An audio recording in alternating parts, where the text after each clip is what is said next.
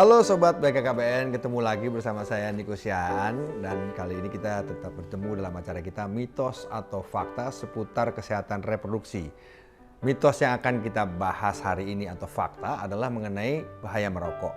Apakah gagal hamil bisa hingga melahirkan bayi yang stunting. Nah, kali ini kita akan tetap berbincang dengan Kepala BKKBN, Dr. Honoris Causa Dr. Hasto Wardoyo SPOG yang sudah siap untuk menjelaskan apakah ini mitos atau fakta. Apa kabar, Dok? Baik, Dok, sehat? Harus sehat ya? Harus sehat. Mas Niko.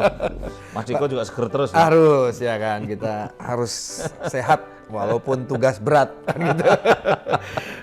Dok, ini kita sudah tahu mengenai bahaya merokok dan ini semua sudah paham bahwa merokok itu berbahaya. Cuman terhadap persiapan ya kan menjelang melahirkan ya prenatal gitu ya. Nah, orang mungkin banyak juga yang nggak tahu apakah ini mitos atau fakta mengenai bahaya merokok ini.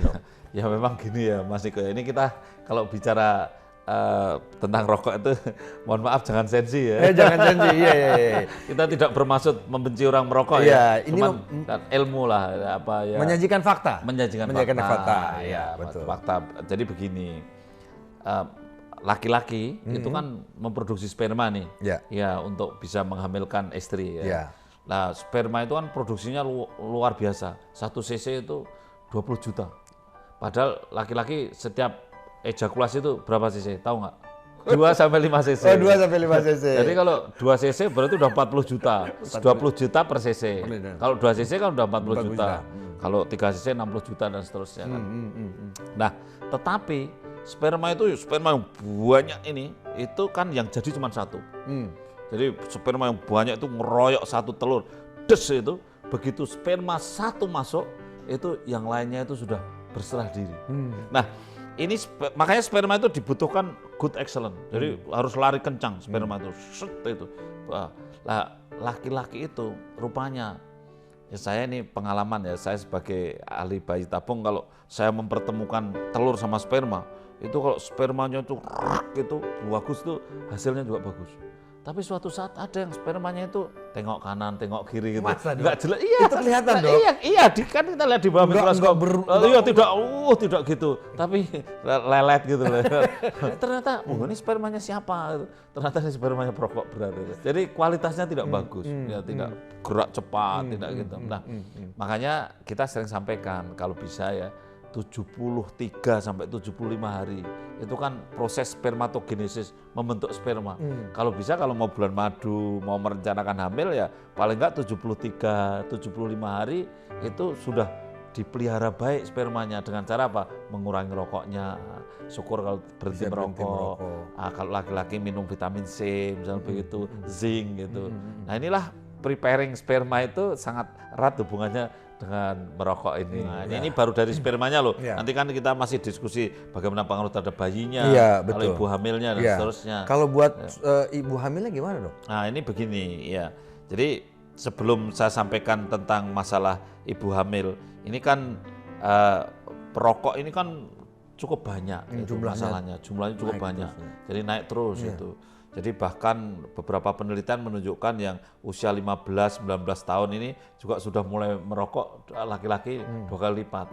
Saya pernah meneliti di Kulon Progo itu anak-anak SMP kelas 1 itu perokoknya sudah 9%. SMP kelas 1 ya. SMP kelas 1 loh, ini baru masuk. Yang cowok tapi yang cowok. Terus saya periksa kencingnya. Ada nikotinnya enggak? Anak SMP kelas 1 yang saya tanya merokok 9%. Setelah saya periksa kencingnya, ternyata terbukti yang perokok 14%. Jadi yang menipu 5%. Laki-laki yang overall yang sampai dewasa itu hampir 48% yang merokok. Jadi makanya kalau kita bicara tentang pengaruh terhadap kehamilan itu penting. Karena 50% kehamilan terpapar rokok.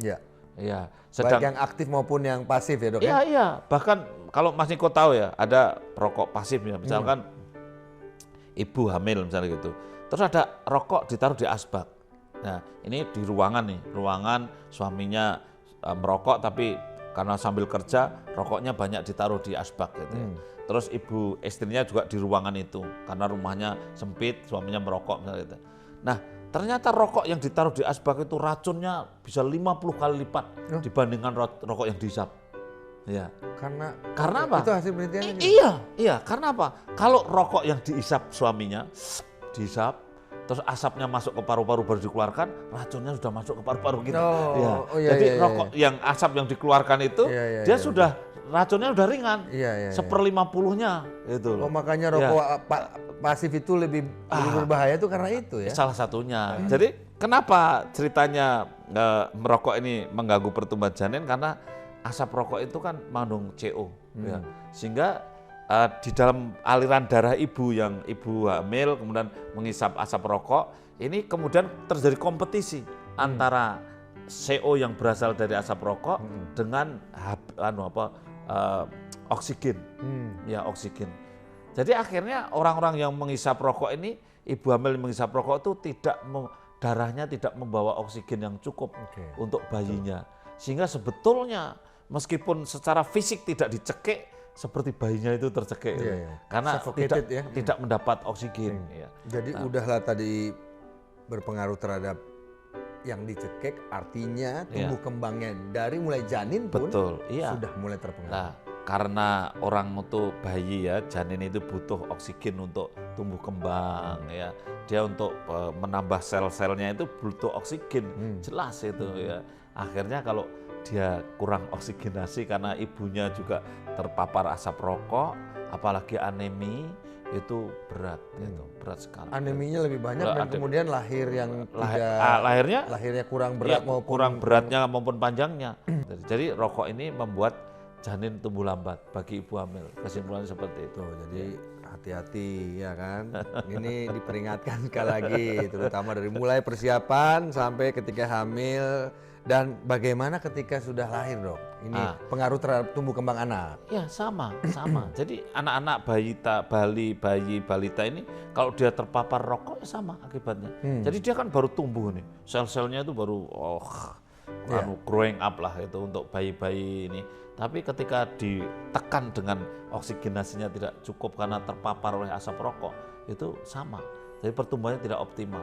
Itu termasuk pertumbuhan badan, pertumbuhan otak dan otomatis karena pertumbuhan pada janin, pada saat hamil, pada saat 1000 hari kehidupan pertama. Ingat dulu saya pernah cerita sama Mas Niko waktu 1000 hari kehidupan pertama itu kan otaknya baru tumbuh, kepalanya belum menutup, itu kan di situ gitu.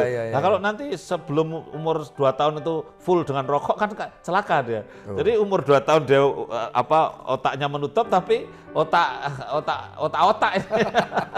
apa adanya lah gitu.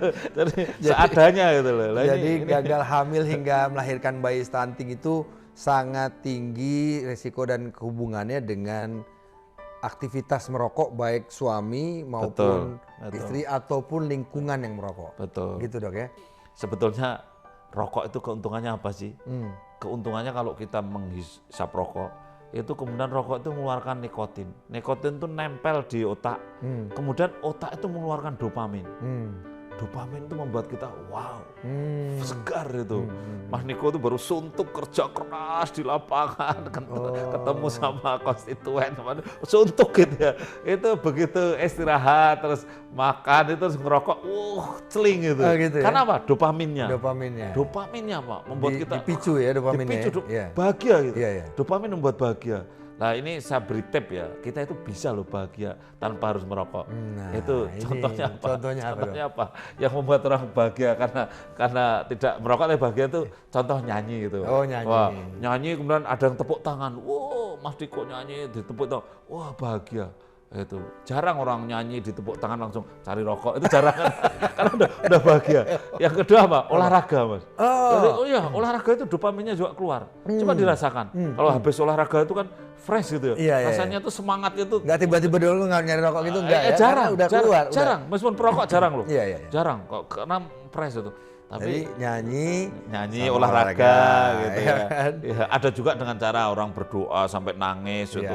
Ada yang malam hari berdoa sampai nangis, bertobat itu sampai mencucurkan air mata, paginya itu semangatnya luar biasa.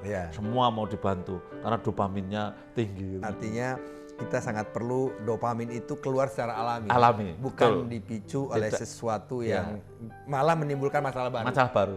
Setuju. Gitu ya. Clear. Baik.